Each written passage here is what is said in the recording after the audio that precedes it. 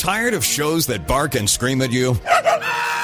This is the show that speaks to you. Here's the game plan. It's the Big E Sports Extravaganza, where we go inside the issues, present a variety of topics, and feature some of the biggest sports guests on the planet. Now, here's the one and only, award-winning Elissa Walker Campbell.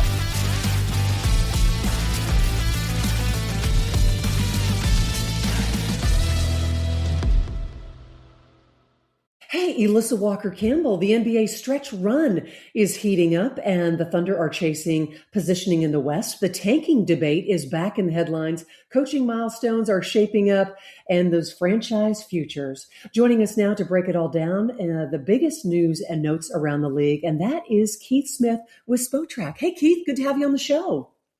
Thank you for having me. I appreciate it. Well, as we head into the final stretch of the season, which teams in the East look like they're peaking at the right time?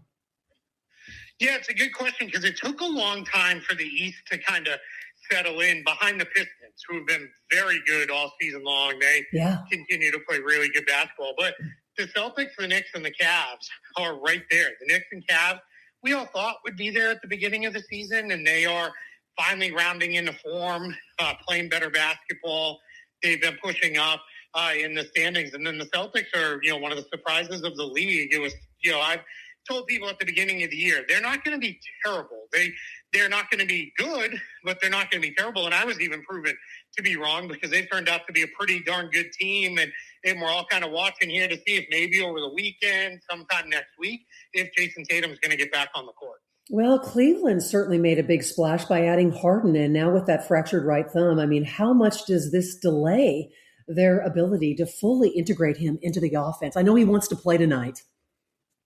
Yeah, it's certainly a challenge that they're going to have to work through. Now, the one benefit is he's a left-handed player. It sounds like this fracture's in the tip of his right thumb. We'll see how much that impacts him. They sat him out the day the injury was announced, but that game they were coming off of it was the fifth game in 7 days. They kind of punted it and sat a whole bunch of guys out. So we'll see. He says he wants to play through it. We know with James Harden, for all the other things that you can legitimately criticize him for, he generally plays. He doesn't miss a lot of time. Yeah. He's on the court, night in, night out. So I think that'll be big. If he can't play, yeah, that's a challenge because that's a big-time guy that you have to kind of figure out, right, with Donovan Mitchell, how he's going to work with the big men for Kenny Atkinson. How's he going to kind of tweak his rotations and change things up? So clearly, better to have him on the court than not. We'll see how that goes here over the next few weeks. Well, and yeah, if Harden does miss meaningful time, I mean, does that shift Cleveland from a contender back to dangerous but an incomplete team in the Eastern Conference? Yeah, potentially. Yeah, I think a lot of it for them is going to come down to, are they healthy going into the playoffs? And do you have at least a handful of games? And by that, I mean 5, 6, 7 games where you can get Harden out there on the court with the other main guys and get some of your stuff figured out. Because they're not so good that they can go into the playoffs and say, all right, we'll figure it out in the first round as far as what are our rotations. And even things like who's going to have the ball at the end of the shot clock? Who's going to have the final shot in a quarter, a half, a game? What is that going to look like? Those are all things you have to sort through because guys like Mitchell and Harden are used to being the guy with the ball in their hands, and one of them is going to have to kind of cede those reps to the other guy. Now, Harden's done that on multiple different teams in the past, so I don't think it'll be as big of a deal. But, yeah, you need to get him out there. Now, if we're going into the playoffs and it's still – they're still kind of sorting through, then it probably becomes a lot more likely that this team does not have a deep playoff run. Hey, we are so glad you're with us this weekend on the Big E Sports Show. I'm your host, Elissa Walker Campbell. Always love to connect with all of our listeners and our guests on Twitter at eRadio Sports and Instagram. And our very special guest is Keith Smith, NBA analyst with Spotrac and also NBA Front Office Show. Where can all of our listeners, our viewers, where can they go and connect with you, Keith? Yeah, I'm pretty active, very active. I probably tweet far too much on Twitter at Keith Smith NBA, same handle if you're on Blue Sky, at Keith Smith NBA. And then you can find all my written work over at spottrack.com, anything about, contracts, roster building, all that stuff. We're kind of in a dead transaction period, and we're gearing up for off-season previews and all of our off-season content. And then NBA Front Office Show, where we break down the NBA on a near daily basis this week. My co-host and I have both been battling a little bit of that cold flu that's been running around. So we've been a little lighter in content, but every Friday we do a live show. That's the Fan Friday. We call it Front Office Friday, where, it's all fan Q&A, and we have a lot of fun with that. So you can find that on YouTube or anywhere you listen to podcasts. Well, Keith, we have highlighted the Eastern Conference. Let's do a hard crossover and go out west. Which team, in your mind, feels the most dangerous right now? Not just record-wise, but momentum-wise, and that means a lot.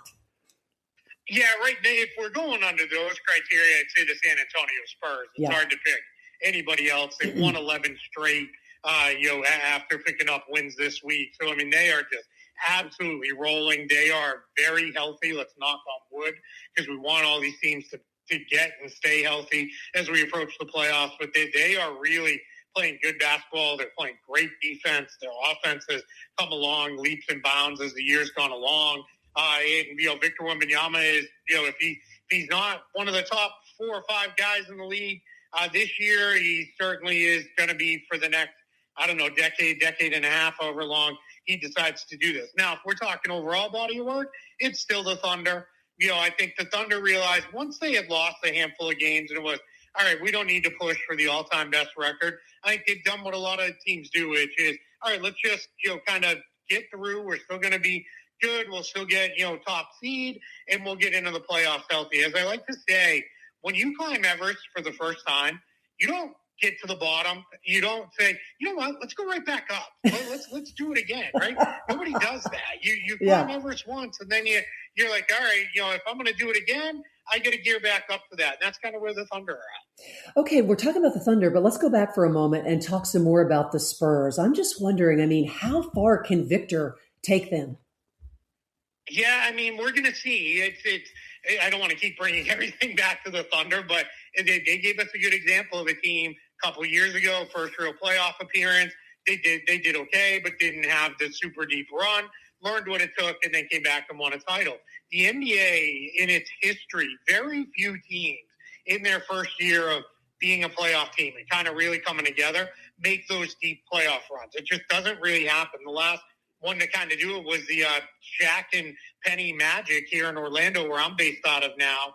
They did make that kind of run, and that was 30 years ago. So that kind of tells you, all right, it takes teams, once through, because the playoffs are just a completely different animal. You're playing a team that has game plan scouted you, and they built everything for you for the next 2 weeks. You're going to play a game pretty much every other day or every third day, but the intensity level goes up. The guys that you're playing against, they're not playing their 10th, 11th, 12th men at all, if very much, and if at all. So they are getting out there and basically saying, all right, we're going to go at it with our best guys. And that's something that we just see the younger teams, their first run through. It usually takes them a year to kind of take their lumps in the postseason, learn what it's about, and then come back. And I'll also say with the Spurs, again, very, very good team.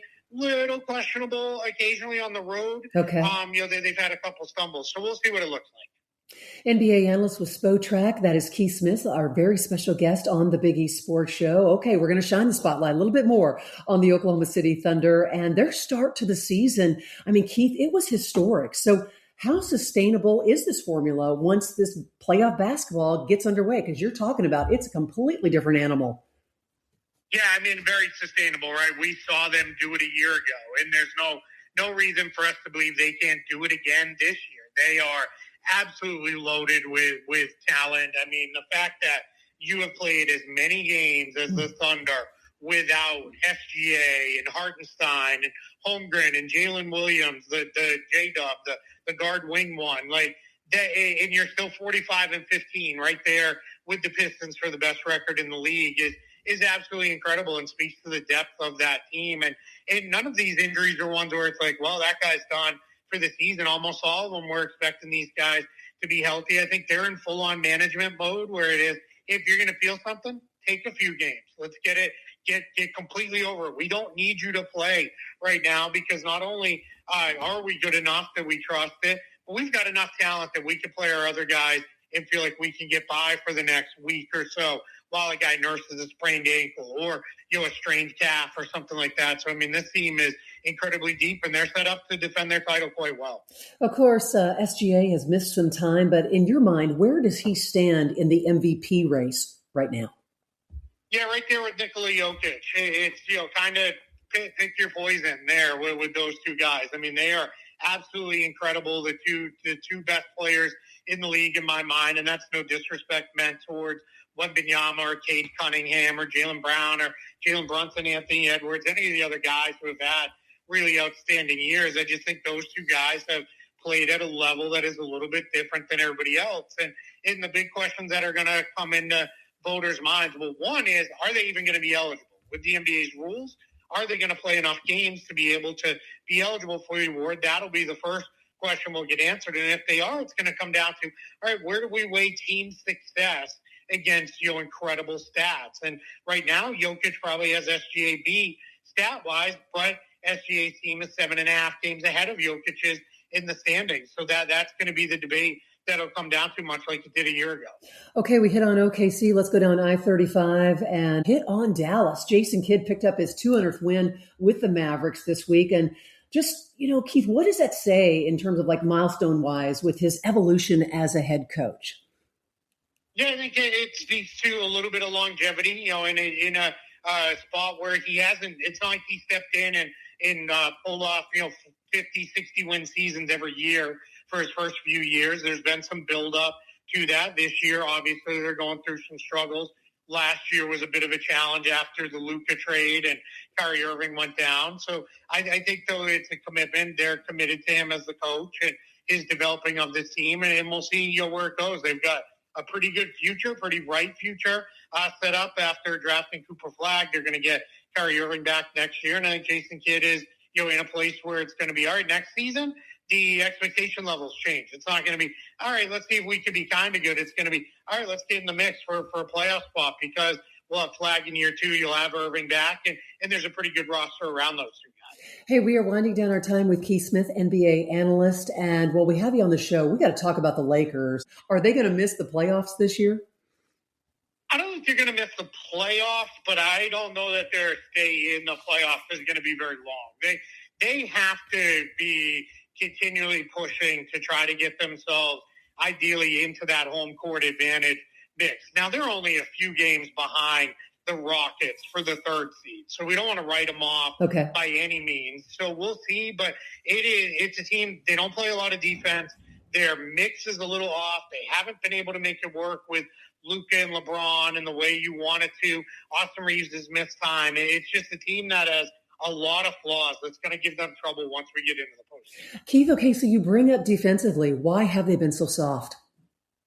Yeah, Luka is not a good defender and doesn't have a lot of interest in even trying to be a good defender. Austin Reeves tries, but he's not a good defender, and the teams use his size against him. And at this point in his career, LeBron picks and chooses very much. And it used to be, all right, LeBron's going to bring it for this game defensively. Now it's more down to, all right, can LeBron summon it for this quarter, for this possession, even at times. And then the guys they brought in that they were hopeful would help around them. DeAndre Ayton is a disinterested defender and had some really interesting comments this year and clearly doesn't understand how he's viewed around the league. And then you get Marcus Smart, still a good defender, but he's an older player. He's injury prone. He can only play so many minutes. There just aren't good defensive players on the roster. Okay, final question for you. Weigh in on the NBA's anti-tanking approach. Is it actually working? I mean, we're seeing fines for resting healthy players.